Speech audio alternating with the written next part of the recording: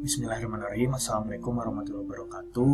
Halo kawan-kawan semua, perkenalkan kami dari kelompok 1 Internet of Things kelas D akan memaparkan sebuah video pembelajaran mengenai subjek hukum internasional.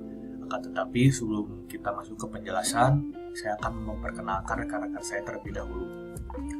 Ada Antoni Kurniagung Saputro, ada Atala Firdianto, ada Muhammad Fikri Febrian, ada Redia Asdila Kardika, dan ada juga terakhir Sarah Rahma Aulia Kusuma Wardani.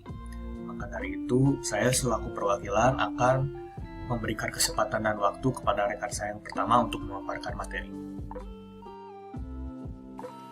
Saya, Antoni Kurniagung, akan menjelaskan tentang definisi subjek hukum internasional dan akan menjelaskan tentang definisi negara dalam konteks hukum internasional. Yang pertama akan saya jelaskan ialah tentang subjek hukum internasional. Di sini, pengertian subjek hukum itu sendiri yaitu sebagai pendukung hak dan kewajiban. Jadi, pengertian subjek hukum internasional ialah pendukung hak dan kewajiban dalam hukum internasional. Pendukung hak dan kewajiban dalam hukum internasional ini nyata dan terbatas pada bangsa dan negara, tetapi juga meliputi subjek hukum internasional yang lain. Hal ini dikarenakan seiring dengan tingkat kemajuan di bidang teknologi, telekomunikasi, dan transportasi, di mana kebutuhan manusia semakin meningkat cepat, sehingga menimbulkan interaksi yang semakin kompleks dan komplit.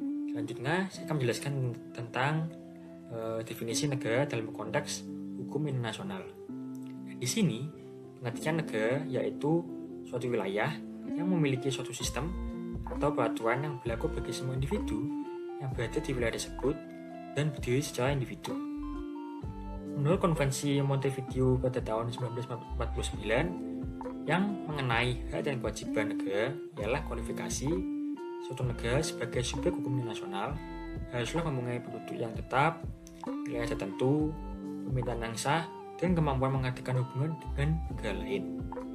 Negara dinyatakan sebagai subjek hukum internasional karena kenyataan menunjukkan bahwa yang pertama melakukan hubungan internasional ialah negara. Maka negara menjadi subjek hukum internasional ialah negara yang merdeka, berdaulat, dan tidak merupakan bagian dari suatu negara lain. Perkenalkan, nama saya Atala Firdianto. Saya akan menjelaskan tentang Palang Merah Internasional.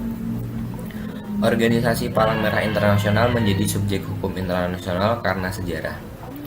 Kedudukannya diperkuat dalam perjanjian-perjanjian dan konvensi Palang Merah tentang perlindungan korban perang. Palang Merah Internasional mendapatkan simpati dan meluas di banyak negara, sehingga masing-masing negara membentuk Palang Merah Nasional.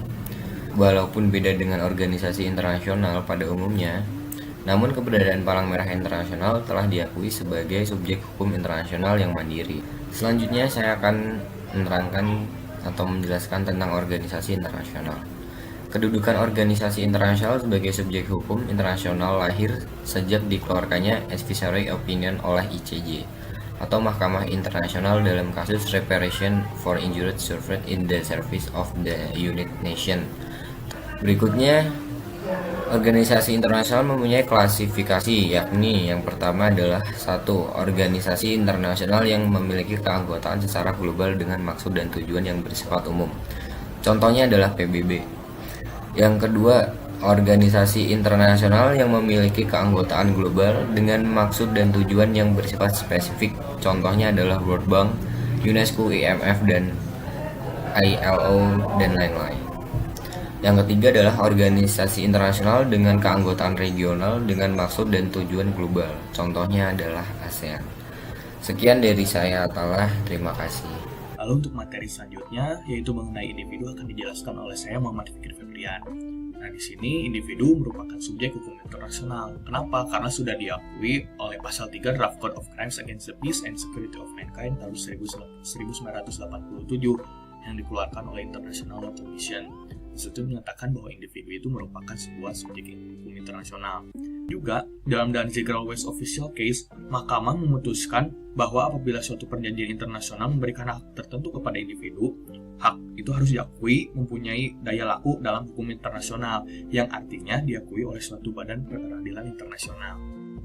Lalu materi selanjutnya ada mengenai pemberontakan. Pada awalnya pemberontakan muncul sebagai akibat dari masalah dalam negeri suatu negara berdaulat. Nah, di situ penyelesaiannya sepenuhnya merupakan urusan dari negara yang bersangkutan. Namun apabila pemberontakan tersebut sampai tersebar ke luar negeri, maka sikap ini bisa dipandang sebagai tindakan yang tidak bersahabat oleh pemerintah negara yang di mana tempat pemberontakan itu terjadi. Nah, dengan pengakuan tersebut, berarti bahwa dari sudut pandang negara yang mengakuinya, kaum pemberontak menempati status sebagai pribadi atau subjek hukum internasional. Nah, apa saja sih yang menjadi sebuah dasar hukum yang menyatakan suatu pemberontak atau pihak yang bersengketa sebagai subjek hukum internasional? Pertama, yaitu hak untuk menentukan nasib sendiri. Lalu yang kedua, ada juga hak untuk memilih sistem ekonomi, sosial, dan budaya sendiri. Lalu yang ketiga, yaitu hak untuk menguasai sumber daya alam.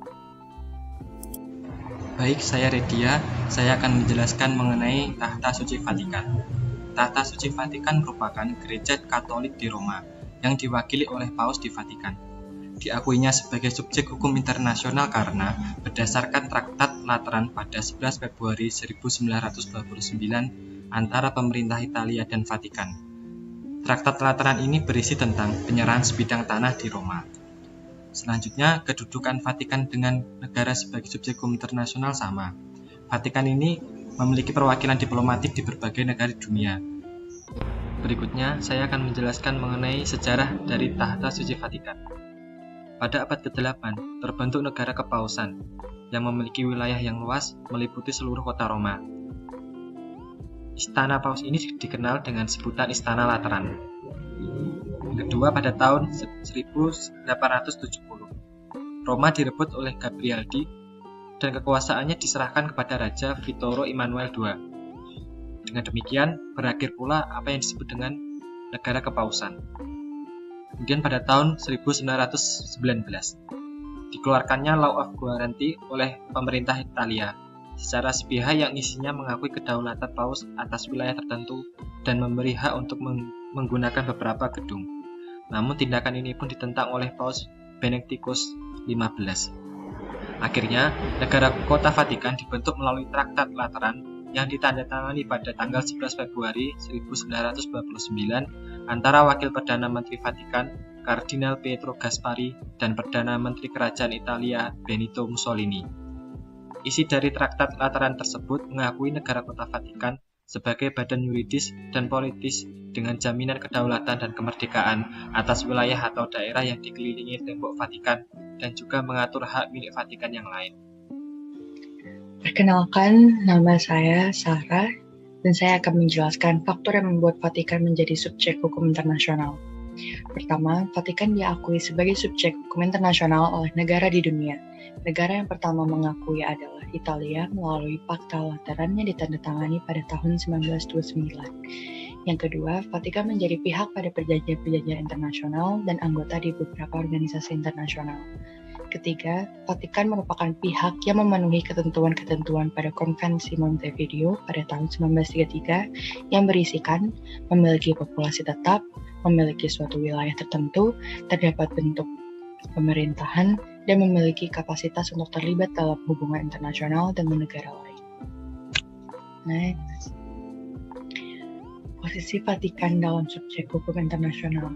Jika mengacu pada Konvensi Montevideo tahun 1933, maka dapat disimpulkan bahwa posisi Vatikan di dalam subjek hukum internasional adalah sebagai sebuah negara. Namun, di dalam hukum internasional, Vatikan disebut sebagai tahta suci. Hal ini karena sejarah yang menyebabkan Vatikan menjadi subjek hukum tersendiri. Menurut sejarah perkembangan hukum internasional, Vatikan adalah subjek hukum internasional yang berdampingan dengan negara, di mana Vatikan adalah sebuah entitas yang menganut hukum kanonik atau hukum gereja. Hal tersebut yang menyebabkan Vatikan berbeda dengan negara yang lain. Selain itu, hanya Vatikanlah yang memiliki sistem hukum yang bersifat universal dan diakui oleh seluruh umat Kristen di dunia. Sekian video pemaparan materi mengenai subjek hukum internasional dari kami. Mohon maaf bila ada kata-kata yang tidak berkenan.